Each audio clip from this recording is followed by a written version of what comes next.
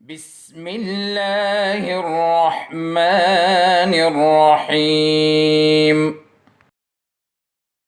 Assalamu alaikum and welcome back to another lesson of English subject for grade 4. Students, today we are moving on to question number 2 of part B. Yesterday we did question number 1 of part B, which was write words and meanings in your neat notebook. Okay, यहाँ पर आज जो हम करने वाले हैं वो anagrams हैं. एनाग्राम्स को पहले समझ लें कि एनाग्राम्स होते क्या हैं. एनाग्राम्स में आपको एक वर्ड दिया जाता है और उसमें जितने स्पेलिंग्स यूज़ हुए हैं उन्हीं सारे स्पेलिंग्स को मिलाकर आपने एक नया वर्ड बनाना होता है.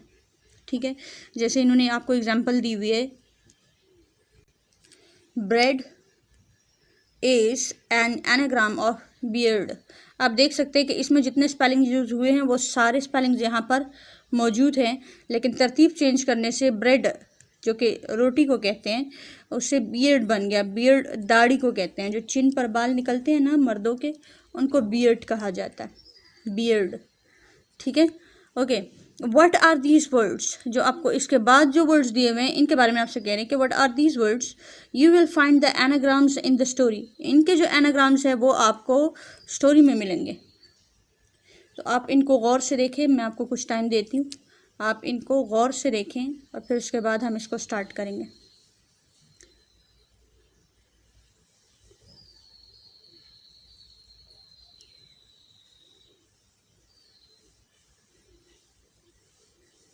So, what's the first word? इसको देखकर आपको क्या लगता है कि किस वर्ड का एनाग्राम है या इसका एनाग्राम क्या होगा?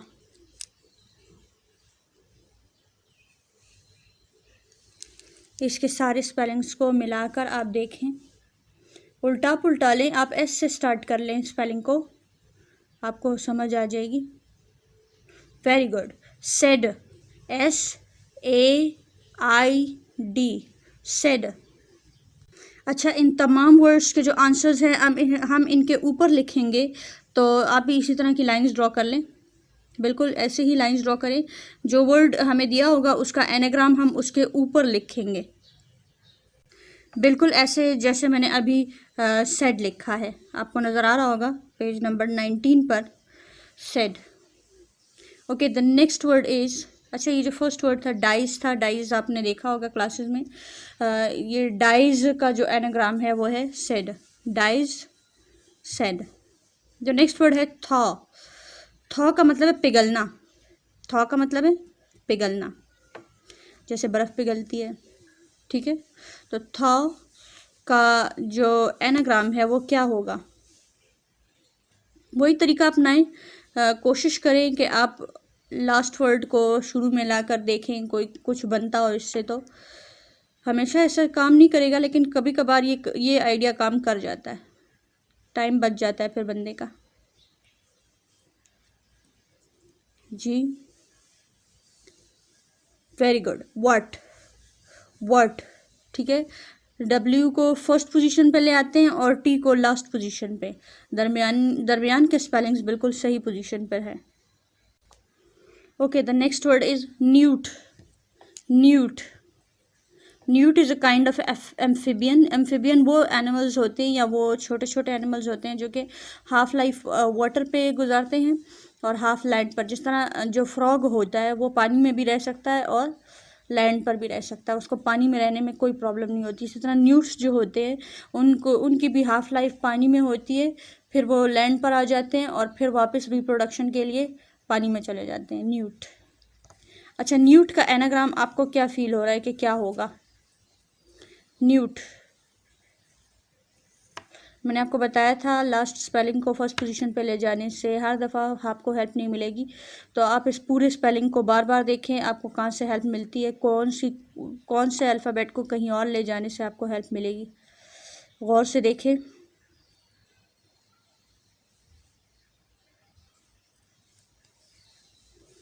गुड. Went, WENT, went.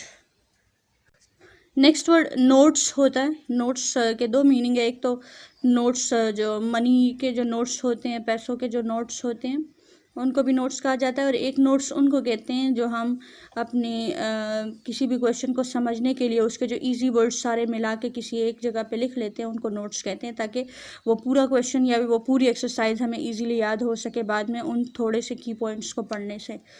तो उनको नोट्स कहा जाता है। नोट्स का एनाग्राम क्या होगा, वो कौन सा वर्ड है जिसमें ये तमाम स्पेलिंग यूज होंगे?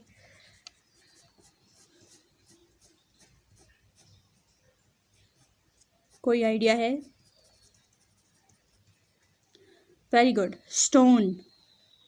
Stone, notes, stone.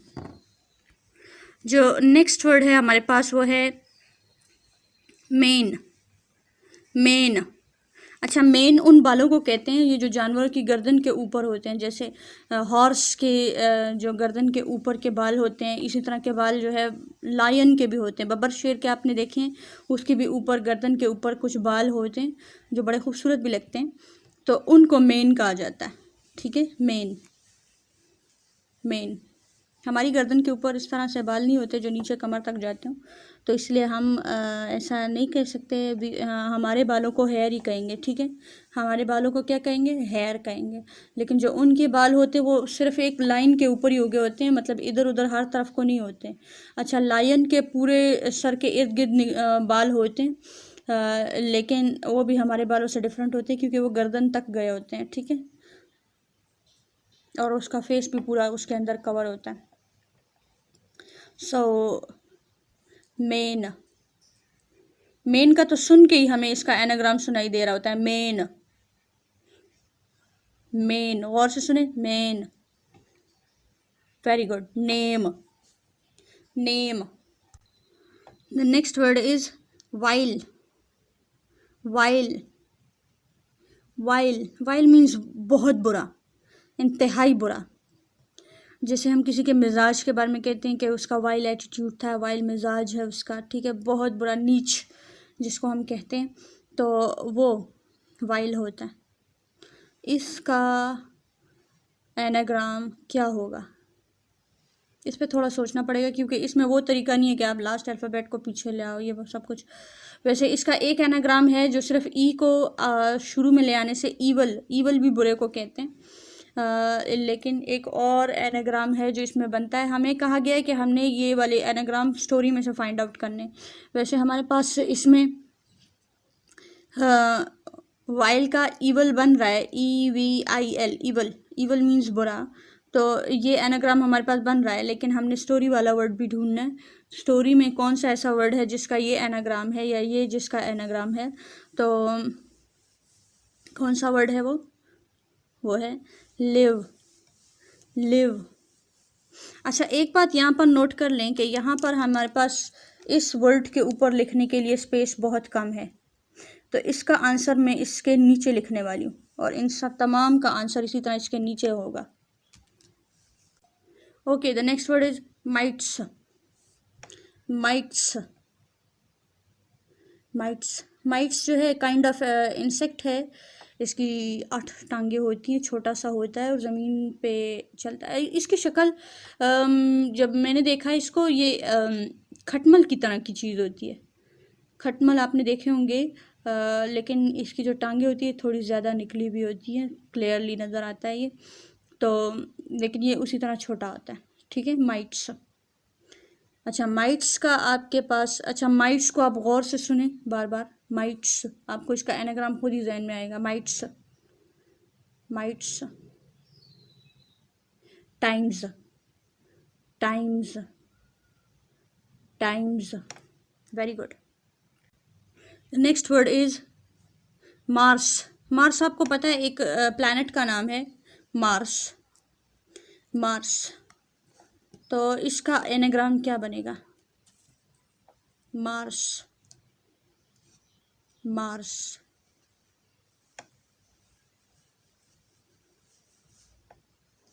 मार्स, इसका एनाग्राम है arms.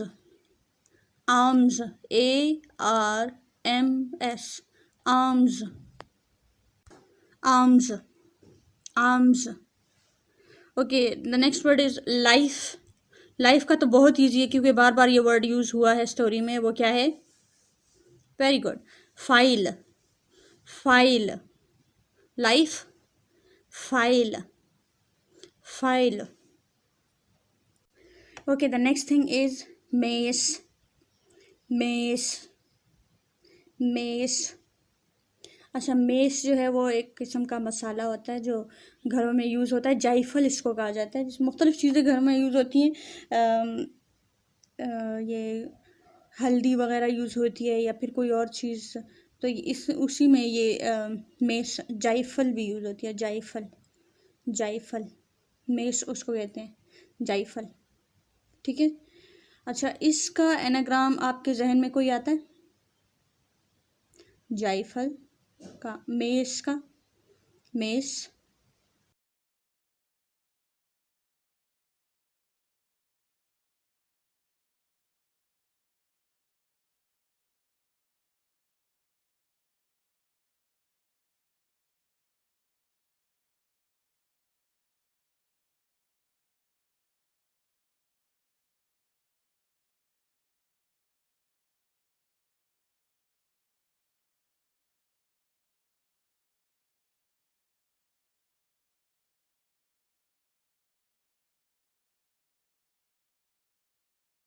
Okay, the first word is ordates. ऑर्डेट्स, और का मतलब है या, डेट्स का मतलब है खजूरें, या तारीख़ों को भी डेट्स कहा जाता है। लेकिन इनको मिला के एक वर्ड बनाना है ऑर्डेट्स से। क्या? कोई ऐसा वर्ड जो आपको लगा हो जिसमें सारे स्पेलिंग्स मौजूद थे? क्या ख्याल है? इसको स्टोरी में दोबारा ढूंढें। ओके, मैंने इसको बैक किया है, पेज नंबर 16 की तरफ मैं आ गई हूँ। देखते हैं कि यहाँ पर कोई ऐसा स्पेलिंग जिसमें ये सारे, कैसा ऐसा कोई वर्ड जिसमें ये सारे स्पेलिंग मौजूद हों। आप भी देखें साथ में।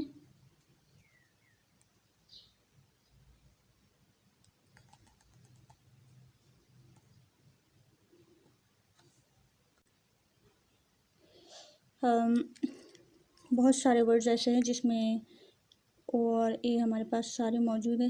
ओ, ए, यहाँ भी नहीं है। dreadfully frightened and hoped,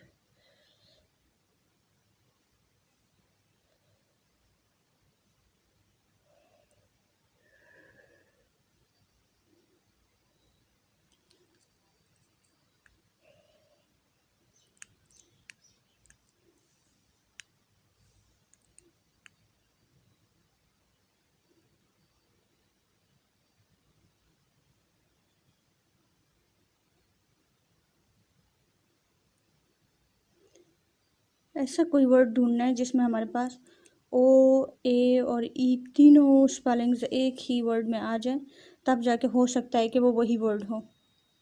ठीक है। Here, I got it. Roasted, roasted, O R D A T E S, dates. पूरा हो गया। Roasted. So the word is roasted, roasted, roasted. The next word is CS hotel, CS hotel. Okay, CS hotel का जब हम anagram वहाँ ढूंढेंगे तो हमने कौन कौन से स्पेलिंग को जहन में रखना है? TH भी होना चाहिए, ओ, THO। हम देखेंगे TH जिसमें होगा उस स्पेलिंग्स को हम सारों को नज़र में रखेंगे। ठीक है।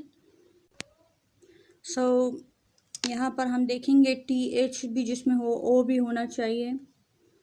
तो कौन सा वर्ड है ऐसा? TH, O भी है लेकिन L नहीं है, CS नहीं है, CS नहीं है, तो इस लिहाज से ये वर्ड नहीं बनता। स्टेप्ड, फ्राइटनिंग भी नहीं है। He was dressed in rough grey clothes, clothes, CS HOTEL, hotel. Clothes. Clothes is the correct answer. Okay, the next word है that is earth. Earth. अर्थ को हमने गौर से देख लेते हैं। इसमें हमने कुछ ऐसा ढूंढना है जिसमें हमारे पास TH भी हो और ये EAR भी मौजूद हो। अच्छा, यहाँ देखिए ये एच को हम अगर शुरू में ले आते हैं तो क्या होता है, हार्ट का वर्ड बनता है, हार्ट, हार्ट। और जो लास्ट वर्ड है वो है most T bone, most T bone. तो ये जो है ये बहुत क्लियर नज़र आ रहा है, इसमें कोई भी शक नहीं है, ये टॉम स्टोन है, tombstone, tombstone. Okay, tombstone, all done. So मतलब आज के लिए हमारा जितना भी काम था वो हो गया है। So this was all for today. I hope you learned and enjoyed. आज का जो लेसन था वो काइंड ऑफ गेम थी जो कि हमने खेली और बड़ा मज़ा आया इसको करके। I hope you enjoyed too. So this was all for today. Thanks for your time. Wish you best of luck. Have a nice day. Allah Hafiz. اللهم انفعنا بما علمتنا وعلمنا ما ينفعنا وزدنا علما.